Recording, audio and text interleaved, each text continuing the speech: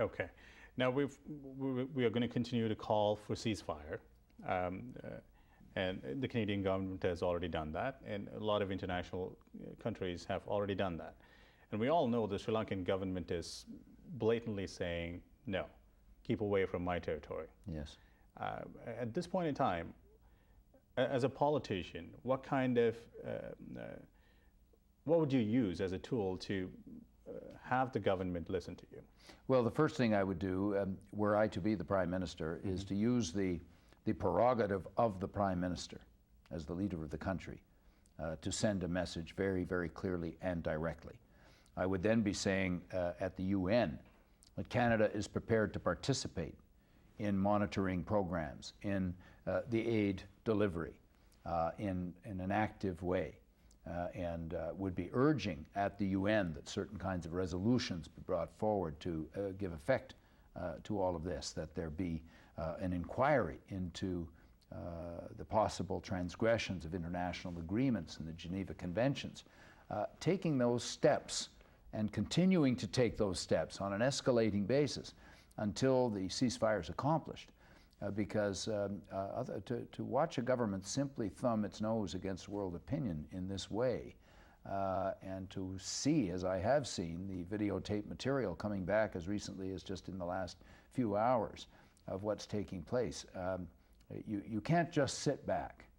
And that's why in the House of Commons the NDP has been pushing the government. We raise the issues. We speak to people when they come to Parliament Hill. We set out petitions so that people can be actively involved. And that's what I would encourage the community and the broader community to do. Mm-hmm. You talked about creating some impact at the UN. Now, UN seems to be sort of a gridlocked organization that doesn't have so much power anymore. There's been a call for a briefing at the UN Security Council about Sri Lanka. Yes. And that's more than once. And at all those times, either Russia or China has used their veto to say it's an internal conflict. No matter how many people die there, it's an internal conflict. Can Canada do something about it? Can Canada do some sort of negotiation with China or Russia for that? I would have thought so. And for example, our foreign minister is headed to China this afternoon with a parliamentary delegation. So it would be a golden opportunity to raise this issue with the Chinese leadership and say, let's work together to put a stop to the humanitarian disaster that's unfolding here, and to make sure that the Security Council, which has an obligation to deal with such matters, is able to deal with it. Mm-hmm. Now, the last item on your petition, initiate internationally mediated efforts aimed at achieving a durable political solution to the conflict in Sri Lanka. Now, I know and you know we don't know what the solution is going to be. But what do you suggest the solution be? Ultimately, this needs to be determined by the people themselves.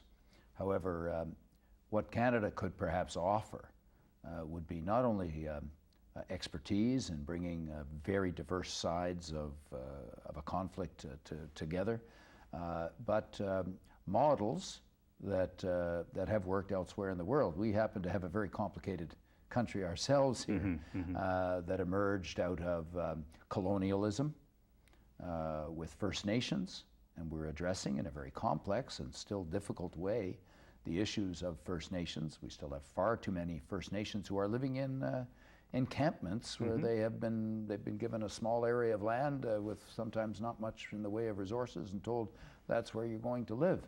Well, this sounds a little bit familiar, and some of them are suffering. We can see that they don't have health care and education and clean water and access to affordable food in First Nations in Canada. But work is being done to try to address these issues. We have the situation of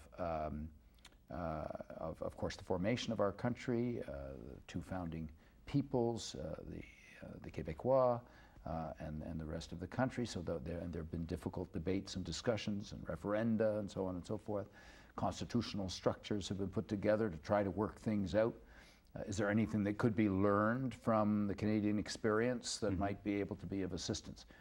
One doesn't know until one tries. Right. But could we bring some of the successful stories to the table for people to look at.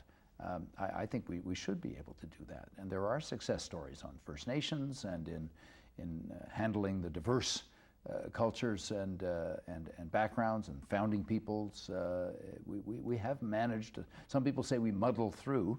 But it has produced one of the success stories by and large, recognizing that we still have a distance to go, particularly with First Nations, I would say. So, should I assume, or I should directly ask you, would you consider self-determination for the Tamil people if that's what they all choose to have? Well, as I say, this is always, I've chosen my words quite carefully here, because ultimately these matters have got to be decided by the people themselves. And whatever one calls it, it has got to engage the populations. The subjugation of populations by other populations isn't really the best way to accomplish viable long-term peace and quality of life, in my opinion. So you might instead go ahead and call for a referendum of the Tamil people in Sri Lanka. Well, sometimes a referendum is appropriate. Sometimes a lot of work needs to be done first. Right. Could one be sure that a democratic process would unfold? You know, after a conflict, it's not always just a snap of the fingers. I've met some of the parliamentarians when I was in Colombo after the tsunami, some of the Tamil parliamentarians, and two of those that I met, and that wasn't very long ago, were assassinated. So there's clearly obstacles in the way of democratic participation that would have to be addressed in the process of trying to put all this together. So nobody is suggesting this is easy. And it probably... Except for the government of Sri Lanka. Well, of course, simply driving people into the sea and into camps with force is a regrettable situation.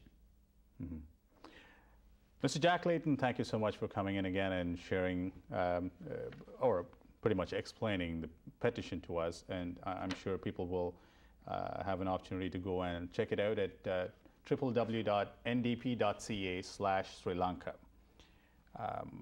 Thank you very much, sir. I hope to meet you again with more good news from you. Well, we'll keep working together.